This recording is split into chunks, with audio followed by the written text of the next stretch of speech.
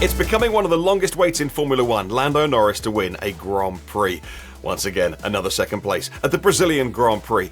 He hasn't got his first, but Max Verstappen has 17 in just one season in a Grand Prix that started with a bang, literally, with Charles Leclerc in the barriers on the formation lap as his car gave up on him. Then a first lap crash that saw the field cut down by almost a quarter. And when racing resumed, a straightforward race for some, for others, a long afternoon with dire ramifications in the champions' battle for the teams and the drivers. And, well, this could be the defensive drive of the season from one of the veterans of the sport. I'm Martyn Lee from the Autosport podcast. Can't wait to get into this one. Once again, joining me to unpack this eventful race from the track is our man, Mac Yu, in Brazil. From the comfort of his own house, is Sam Hall. Chaps, let's get into it, though. Look, we'll start off then, before we get into Verstappen's win today, Matt. You're there. You've battled the wind, the rain, accommodation that had no power and water when you finally got back there. But we did get a Grand Prix today, and Charles Leclerc didn't make it to the start of the race. Hydraulics issue or something related to the hydraulics. He says he's one of the unluckiest drivers in Formula One. What exactly happened there, and do you agree? Yeah, I'm afraid it was a bit like the hotel room where it was a complete electronics control failure. So for me, that meant no air conditioning, no running water and all sorts. But I think viewers will care a lot more how it manifested itself for Leclerc. So it sort of one led into the other. So control electronics, and you saw the basically that triggered an engine issue and a hydraulic complete failure, really. So you saw the rear axle lock, that spins him off. Quite a heavy shunt, but he looks relatively unscathed from it. You see the bit front wing damage, but in hindsight, because he's hit it square on, it doesn't look like any wheels or suspensions buckled. So he starts rolling again, as you see, but then another complete electronic control failure, which is why he parks up and doesn't take part in the race. So desperately unlucky, but absolutely 100% a car failure, not Leclerc overcooking it, which occasionally you have seen on a formation lap, and even here, I think when Grosjean smeared it into the wall, it was at least sopping wet here. But yeah, very unlucky. The only if what would have happened if Leclerc had made the race? Well, regretfully, I don't really like the language he used, but he said it would have been irrelevant if he even got past Max Verstappen. That's what his sort of prediction was going into the race, because he just thought Red Bull was so much quicker. So but potentially for those couple of laps that followed after, it was nice to not have a Ferrari in a way, so Norris could make things interesting for a couple of laps. But yes, car failure, not a driver error. And of course, coming up, we will talk about the machine that was Fernando Alonso holding off Sergio Perez in a much quicker Red Bull to claim the final place on the podium, and what our guys think of that. But let me talk about what was the next big incident, which was a turn one crash, which led to a red flag. A blessing for some, actually. Sam, how did you read what happened there? Once again, it all happened so quickly. If anyone was watching it in real time earlier, we all got plenty of replays because it was a long red flag period. Daniel and Oscar not taking up their position to restart on the grid, but a really unlucky incident for some of the drivers involved. How did you read that? I read it as the definition of a racing incident. Everyone that was involved was just desperately unlucky, because Nico Hülkenberg, in the middle of the track, you had Alex Albon on his right and you had Kevin Magnussen on his left, both of them turning in on him, both of them squeezing him, and he was driving into this gap that was always going to disappear, so he lifted off, made contact with the rear of Albon's Williams, which pitched the Williams into Kevin Magnussen's other Haas. Obviously, Magnussen and Albon then off in the barriers, we get the red flag. But there was a loose tyre carcass that came from this, and that got caught up in the rear wheel of Hülkenberg's Haas, and then flicked up into Oscar Piastri and Daniel Ricciardo's cars. And it was just desperately unlucky. And because they came into the pits at the end of that lap rather than following the safety car round for one extra lap, they then went a lap down, had to take the restart from the pit lane, and were essentially out of the race to all intents and purposes. If there'd been another safety car, that would have brought them back in. But definition of a racing accident, you can't always apportion blame to someone, and this was just one of those occasions. It happens. Accidents happen, and that's motor racing. Let's talk about the Mercedes cars next, because whilst the performance was poor today, let me be a little generous and say it like that, what was quite striking was things like the interviews afterwards. Lewis Hamilton can't wait to get rid of this car. Toto Wolff used the word inexcusable with their performance. And again, for viewers, much like myself, fans of Formula One, it's great to have access to people like you, Matt. You're there at the races. You're poring over the data. How can they be so quick one week, and you've got Hamilton in Mexico looking strong, and they come here, and we're talking about Mercedes, and he's going for second place with Sergio Perez, and then all of a sudden, the cars are nowhere. Hamilton, I think, got the absolute maximum out of that car today, but George Russell eventually with some power unit issues. But either way, the cars look really slow, not competitive. You've got much slower cars, what we think are slower cars, overtaking them, but therefore they're not. They're quicker because they went past. Matt, what's happening with Mercedes as the wheels fall off this weekend? And we've got to get to the end of the season yet, and they've got to try and keep motivated and momentum, more importantly, to go into 2024. Yeah, that's there's no shortage of sound bites from Hamilton, Russell, and Wolff, and that's I'm sure sort of over the season, readers or followers of F1 will notice the sort of change in narrative. So after Austin, it's like, there's almost life in the old dog. Yeah, they were happy with the car, it's where it's going, and now we're back to that. We can't wait, to put this in a bin. It will never be on show at a museum. All it is a reminder of how bad we once were, etc., with the car. I think, that's all true. They will, have a whole new car concept. But I think basically the upgrades were good.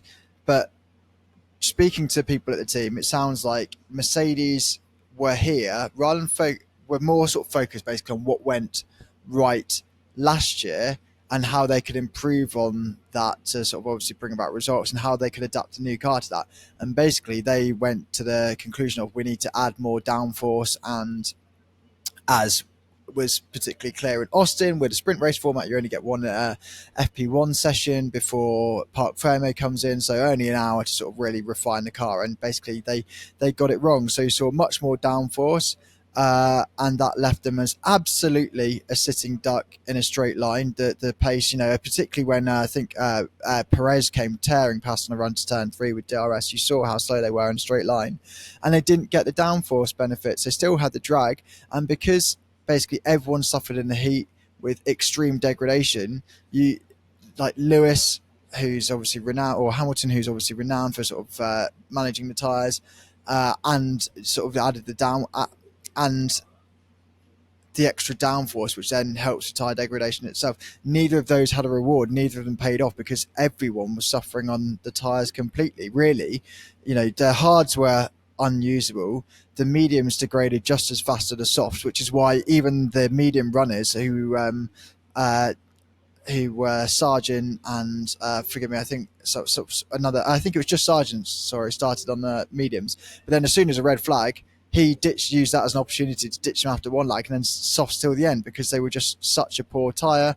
As readers will find out on Autosport.com tomorrow, that's going to prompt Pirelli. They basically had enough of the criticism, the degradation, the heat management, whatever. So there's a new construction coming in for 2025. But everyone was playing with that, and Mercedes, with the setup they went for, it wasn't enough to offset it. And yeah, they looked really slow today. Sam, let me quickly get your opinion on what's happening there with the Mercedes team. There's no doubt that Toto Wolff is an excellent manager, and he talks a lot about culture, and he is a strategic thinker. He is one of the brilliant leaders in sport. But I understand why I see this trend on my social media, whether you like that or not, from Mercedes fans now starting to question, is this team that I love ever going to get back to the front of the grid? And, I've made a few trips up from Dorset to Silverstone over the last few weeks, a mix of business and working and pleasure as well. And it just happens to be the last few, weeks I've been, you drive up the A43 and you get to the big roundabout and you see Mercedes and Brackley and all the buildings, drive past and you go, man, the brain power in there must be incredible. They don't forget how to be world champions. But do they start to have a brain drain? And do they start to forget how to be world champions? And could this be the end of a huge era. We're finding ourselves asking all these questions, which I never thought we would. Sam, what's your take? You're asking me all the small questions here. I'm glad to see that one. Yeah, sorry about that. But yeah, I don't think you ever forget how to be a world champion, how to design a car. I think what begins to creep in, especially after the last 2 seasons, is doubt. And obviously Red Bull have come from so far behind and they've made this all-conquering car eventually. But we've seen how long that took them from 2013 to 2021 to be able to come back to being world champions. So Mercedes, we've gone past the end of the Mercedes era of dominance. We are into this newfound Red Bull era. But I do expect Mercedes, maybe not short term, but definitely medium and long term, to be able to close the gap. I mean, without meaning to sound disparaging to any other teams, we've seen, because all the teams have got a lot of brain power, but we've seen McLaren they've come from the back of the grid to be Red Bull's biggest challengers in recent races. We've seen Aston Martin make these leaps forward and then backwards and back forwards again. So I expect Mercedes will close it eventually, but maybe not even in Hamilton's time that he has remaining with the team, because obviously age will eventually be an impasse for him as well. Well, taking a similar tack, actually, about teams that I see as I drive past them on my recent movements around Silverstone, and that's Aston Martin, the incredible new complex that they're building. Matt, can you please explain how we get cases where you see Aston Martin having this huge dip in form, didn't score in Mexico, having torrid times like in Singapore, and now we come here and we think, okay, so you've got a second row lockout, but I get it because Q3 was completely disrupted. It was the wind and the rain. They just got the lap times in. And honestly, I expected to see Stroll and Alonso fall back. If they finished in the points, that would be a good day. And what you didn't expect to see is a stellar performance from Fernando Alonso, one for the ages, fighting off an RB19 in Sergio Perez's hands, a much quicker car, giving us all so much entertainment to get that final place on the podium. What turned it around and why were Aston quick, Matt? Yeah, it was much improved, and we say that's like slightly trepidatious because will this carry over to such a different track as Las Vegas or a much more like staccato track? This is a beautiful flowing old school track with elevation and banked corners and whatnot. Abu Dhabi is a bit fiddly off camber, so let's not get too excited. But basically what it is, and Mike Crack wouldn't quite say this specifically, so this is an element of me reading on the lines, but I'm 60% confident in what I'm about to say. But ever since Zandvoort, Aston Martin was saying, look, we've started our study into the 2024 car, and not only have we found steps, but we found things that we think we can immediately apply to 2023 and do a bit of reverse engineering. And let's forget 2024 now and what this says about next year's car, but those new parts haven't worked on this car. They haven't been able to just bolt them on. It's almost like a previous generation approach where you just throw more downforce at it.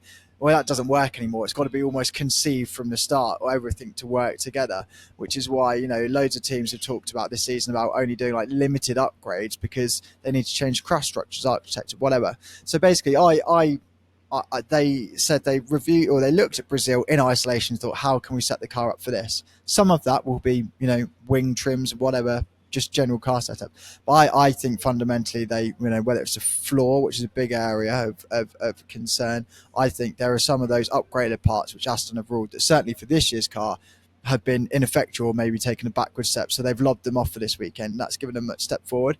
And yeah, like you say, Alonso was mega with the rubbish tyres. Let's not forget as well, both of them had dire starts off the line. That almost compromised their race straight away and they came back from it. So, and generally, I've seen race-winning teams more sort of chilled at a checkered flag. I was walking around Aston Martin waiting to speak to Mike Crack, actually, and the embraces and the magnums of champagne they were getting to, it was really emotional. People were saying they were, drained, because obviously it was a brilliant fight right up until the flag was at 500ths of a second between Alonso and Perez, so that adds something. But I think they've just been working through the night, a hell of a lot of soul searching, and this sort of glimmer of hope comes at the end of a triple header. And obviously it's fantastic working in F1, but people are heart shattered and they want to go home after such a long stint away. So yes, I think a bit of reverse engineering. The reverse engineering is why the Aston has been good. It's just, can they then, because Vegas is going into the unknown, a hugely different track to this. Is this just like that glimmer of hope to get people to the end of the season, or is Aston sort of recovered some lost ground? Yes, a bit sceptical for now, but it certainly provided a mega race, wasn't it? Those few laps at the end with Alonso and Perez sort of taking unconventional lines just to throw each other off. It was deliberate and mega. And I guess, Sam, that's where the experience of Fernando Alonso going into an unknown like Vegas, and it'll be in the sim and all those kind of things. I'm not sure how the world champion drivers, the likes of the Verstappens and Hamiltons and Alonsos, like to spend too many hours in the sim. But either way, all the data will be there, but they just won't know till you know what's going to be the temperature. I didn't realize that Vegas was going to be so cold, as I've been starting to read about just what an unknown we're going into in a couple of weeks' time. But Sam, let's talk just a little more about that performance of Fernando Alonso, the old boy. Not only has he still got it, my goodness me, he is just a machine. That was an amazing performance. And in fairness, I think both him and Sergio Perez did really make the Grand Prix for me. And it just, not just because it was a photo finish across the line, because it really gave that final third of the Grand Prix something really to get into and watch. Yeah, it was just about the only thing that was actually going on in the final third, other than a couple of cars joining the ever-growing list of retirees. And it was fantastic to see, really, wasn't it? Everyone loves Fernando at his attacking best. I mean, he can be controversial when he wants. He can stir up whatever opinion he wants, seemingly at will. But when he's on form and when he's got the bit between his teeth, there is no more exciting driver to watch. And after the race, him and Checo Perez, they were both saying, sort of, we've really enjoyed that. We knew each other. We were fair racers. We'd be as aggressive as we could. But there wouldn't be any contact. There wouldn't be any risk. It would all just be completely fair and on the limit. And you could see that in the way that they were both dive bombing each other and making the moves. Even when Fernando got the position back on the last lap, he cut across Sergio's front wing, and he slowed him down into turn 4 because he knew that was the only way he was going to make that move stick. So if there was any other driver who was racing against, you would have thought, yeah, they're going to touch. Is there going to be a bit of damage here? And no, they both kept it clean. And I'm not sure what Fernando can do for the rest of the season. As Matt was saying there, Vegas is a massive unknown.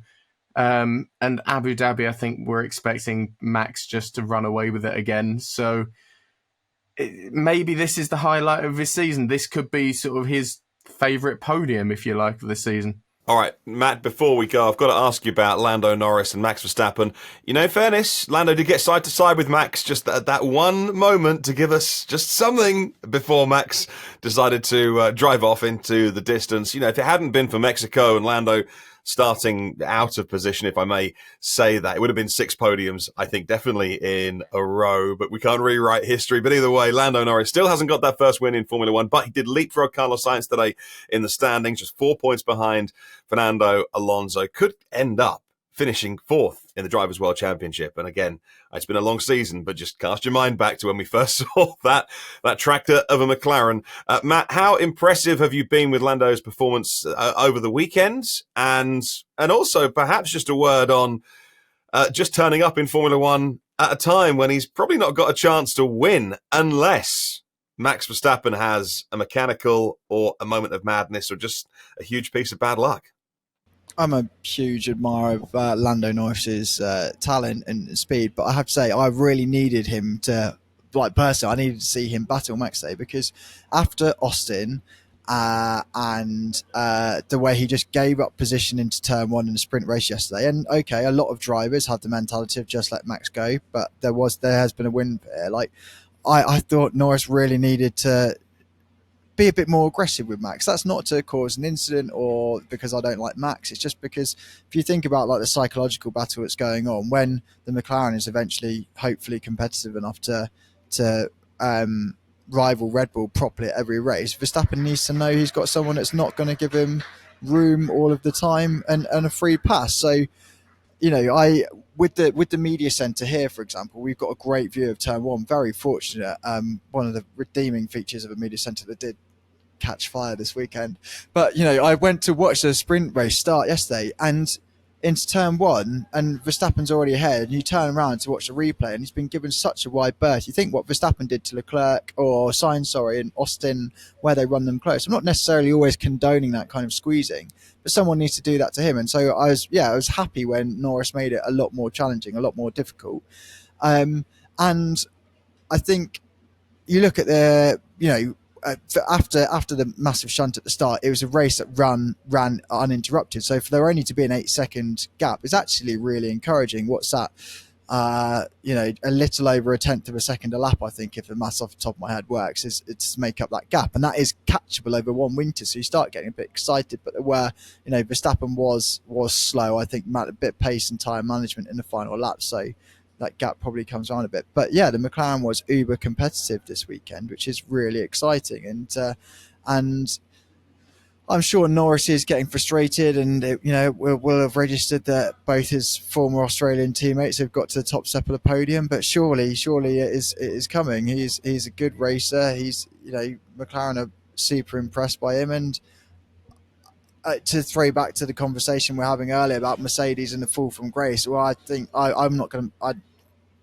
Let's see how they turn out next year, if they can close that gap, or whether McLaren have done the huge steep bit of the curve and now will plateau and Red Bull will keep ahead. But you are looking at them to be the sort of nearest challenger. Well, let's wait and see. If it's a more competitive lineup in 2024, then I'm sure Max wants to do some racing but also still win. We'll finish off, Sam, with talking about Max Verstappen's performance over this weekend, final sprint weekend of the season, as F1 now goes away to grapple with what sprints should look like in 2024. If you ask Max Verstappen, as we did, our man Jake Boxall-Egg asked in the written media's press conference, what do you think? And he said, get rid of them. And that story got picked up far and wide. Well done, JBL. Good question. Everyone loved reporting on that one. And so if it's up to Max, well, he wouldn't have sprint weekends, but he's actually really good at them as well and keeps winning. What do you think, Sam, before we go, that we need to say about Max Verstappen as we finish off the season and hopefully next year a more competitive order? Because I do think we've seen in the past Max races differently alongside Lewis Hamilton than he does Charles Leclerc, than he does Lando Norris. But is that changed now that he's a multiple world champion? And will it be different next time he's got a competitor? Or is it just him and Hamilton? What do you think about how Verstappen kind of dominated this weekend and the chances that we've got of seeing him fighting with some competitive drivers hopefully next year, and who he'll come up against? I like the chances of him racing against competitive drivers and competitive cars, I think, more importantly, next year. I don't think anything's happened to the drivers, it's the cars. But as I said earlier, sort of, Max is just on such another level at the moment. You can take this season, and if you take all the great champions, multiple champions, your Schumachers, Sennas, Prosts, take all of their best championship years and compare them to this championship year, I think you've got to put Max at the top of that pile for this single season. What more can you say about him? He's got to be in the topic of all-time greats, even at his young age already.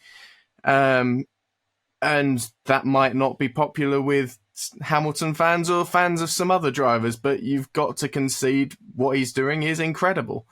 I don't know where this stops, to be honest, for Verstappen, and I think speaking for F1 fans in general, we kind of hope that it stops sooner than later, because we want to see some competition, and bring on McLaren next year. Come on, if Lando gets the car behind him, he'll be a challenge.